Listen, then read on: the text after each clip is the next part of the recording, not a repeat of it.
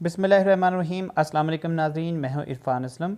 नाज़रीन, आज का जो हमारा लेक्चर है ये है हमारे पास special use of double consonants.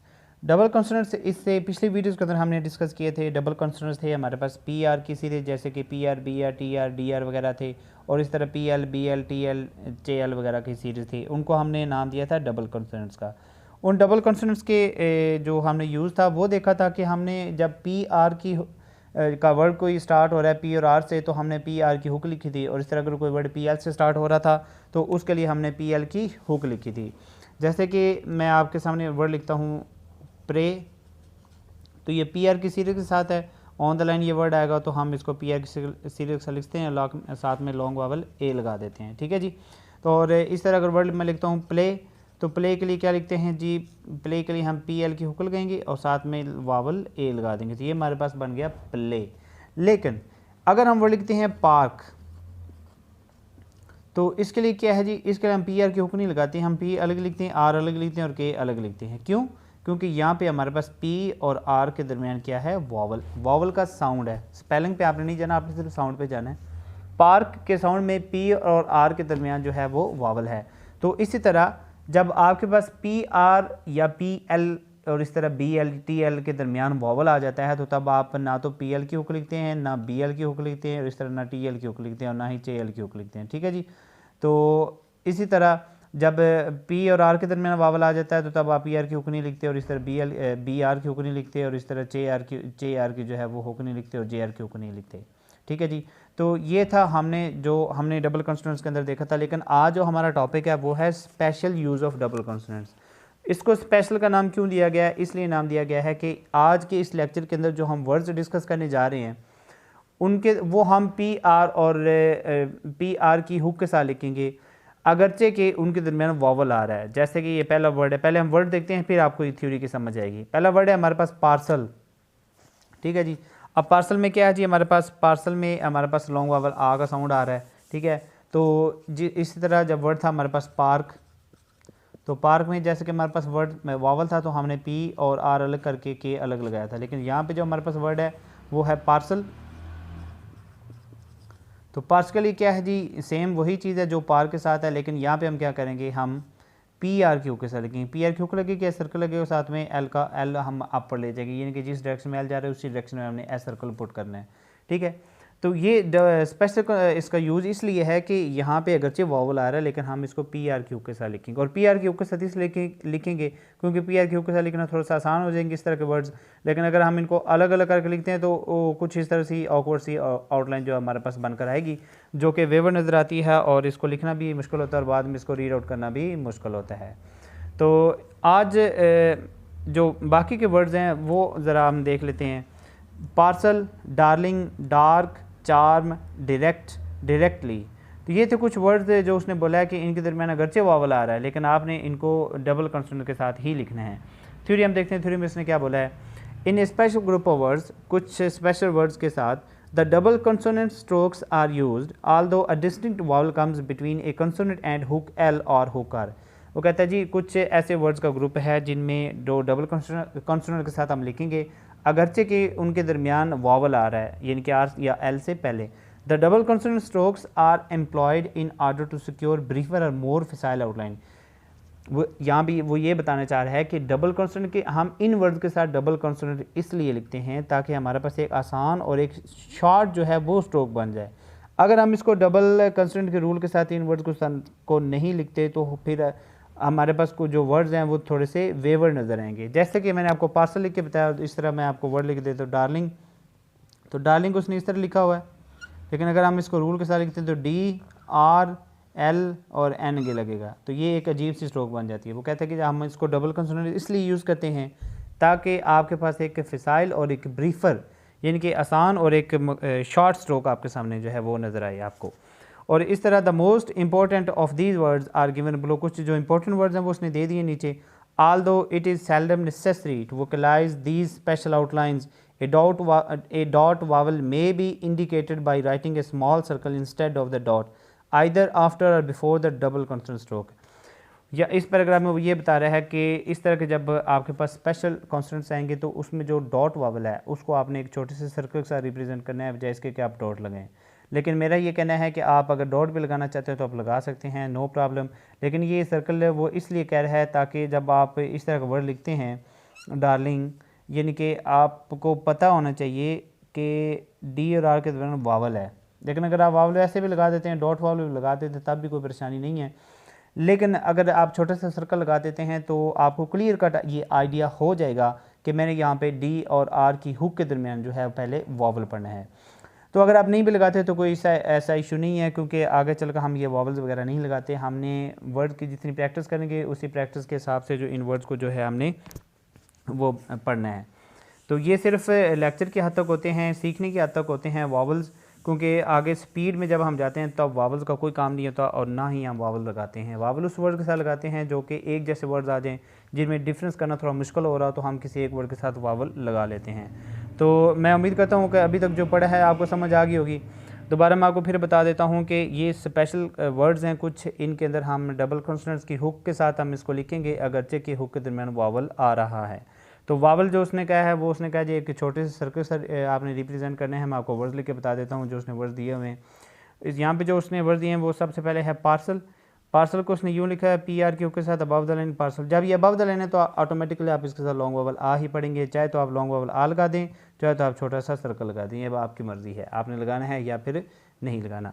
इसी तरह डार्लिंग, डार्लिंग के उसने ऐसे लिखा है, छोटा सर्कल साथ में लगा दिया है, ठीक है जी। और इस तरह डार्क, तो ये कोई इतना मतलब कंफ्यूज करने वाली चीज़ें नहीं है, जस्ट ये है कि वावल को उसने थोड़ा सा अलग तरीके से लिख दिया कि आप वावल को लॉन्ग डॉट की जगह आप जो सर्कल लगाते हैं। लेकिन मैं आपको कह रहा हूँ कि आप डॉट भी लगा सकते हैं, डॉट ना भी लगाएं तो तब भी आप ये वर्ड पढ़ सकते हैं, ठीक है जी। उसके बाद नेक्स्ट वर्ड है हमारे पास डायरेक्ट।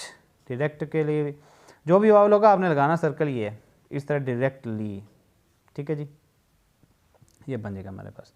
और इसके नीचे वो ये बता रहा है कि कुछ वर्ड्स ऐसे हैं जैसे कि हमारे पास वर्ड है पर्सन, गर्ल, टर्म।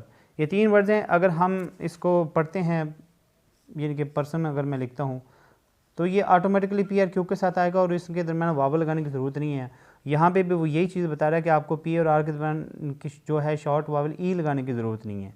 और इस तरह वर्ड है गर्ल, तो गर्ल के साथ भी वावल लगाने की ज़रूरत नहीं है। और इस तरह वर्ड है टर्म, यानी कि इन तीनों वर्ड के अंदर शॉर्ट वावल ई वो कह रहा है कि आता है, तो आपको शॉर्ट वावल ई लगाने की ज़रूरत नहीं है। जब आप हुक लगाते हैं तो ऑटोमेटिकली शॉर्ट वावल ई ही पढ़ा जाएगा और जो शॉर्ट वावल ई है उसको लगाना ज़रूरी नहीं है। तो इस तरह जो बाकी वावल हैं वो ये कह रहा है जी, ए डैश वावल,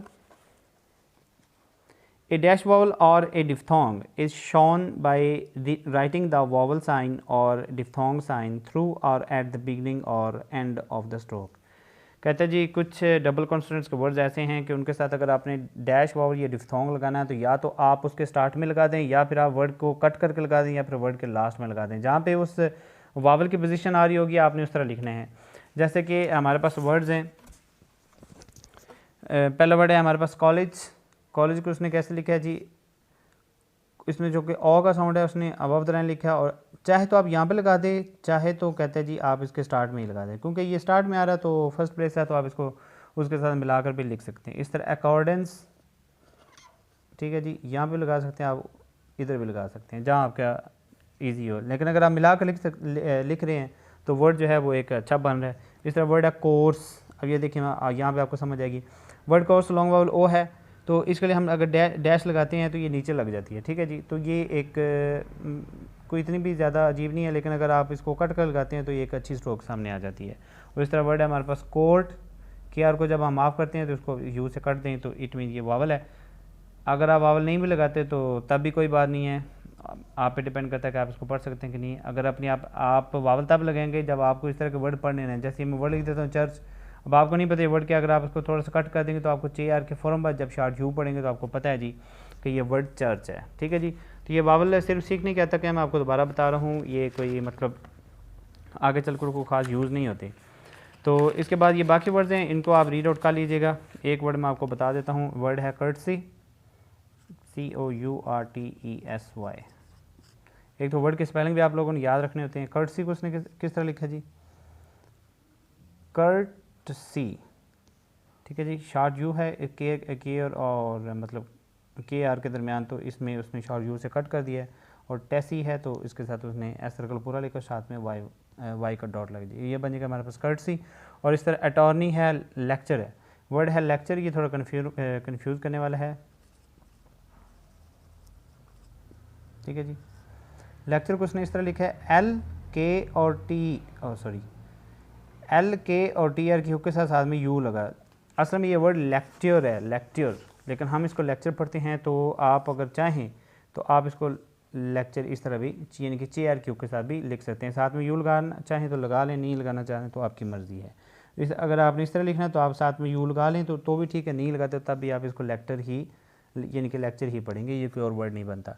इस तरह अगर लेक्चर आता है तो तब आप ये है कि टी आर के साथ सर्कल लगाएंगे, साथ में यू का डिफ्थोंग लगाएंगे अपनी यादाश्त के लिए कि ये लेक्ट्योर्स है। अगर आप नहीं भी लगाते तब भी आप इसको पढ़ सकते हैं। और इस तरह बाकी वर्ड हैं, लिटरेचर है, लिटरेचर में क्या है जी,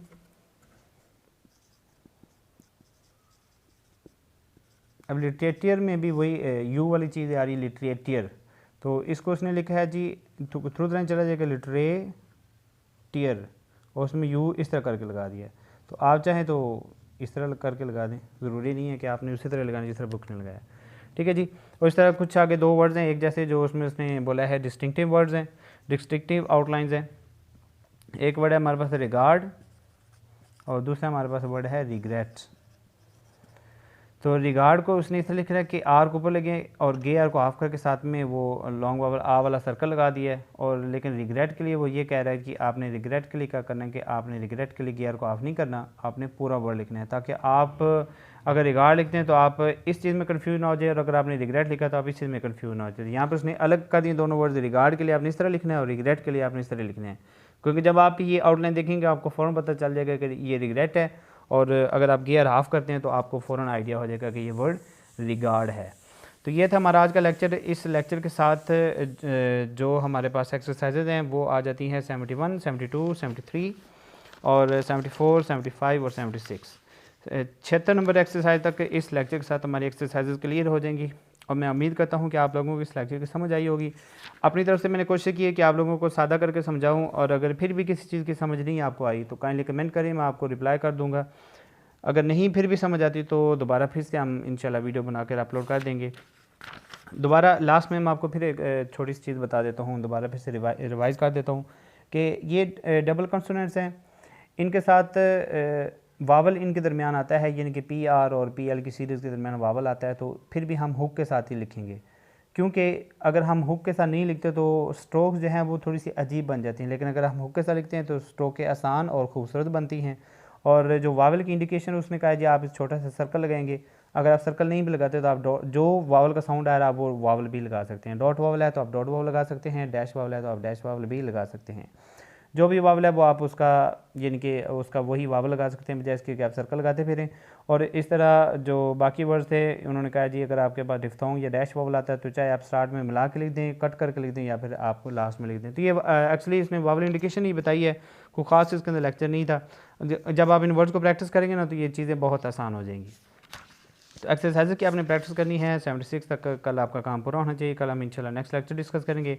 तो अगर आपको मेरी वीडियो पसंद आई है कौन इसको लाइक करें, सब्सक्राइब करें और अपने दोस्तों के साथ ज़्यादा से ज़्यादा शेयर कर दीजिए। इजाज़त दीजिए, अल्लाह हाफ़िज़।